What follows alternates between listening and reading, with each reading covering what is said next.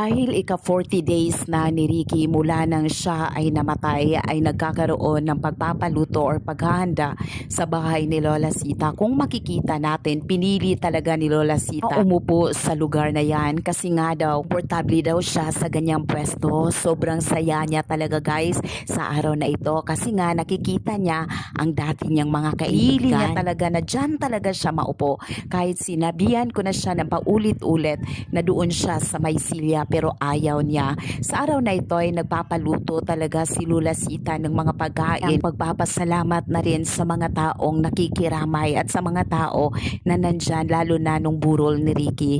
Sobrang napakasaya talaga ng araw na ito para kay Lola Sita kasi nakakita siya ng maraming tao. Parang na-miss niya talaga na makipagtsikahan lalo na sa kanyang mga kaibigan guys.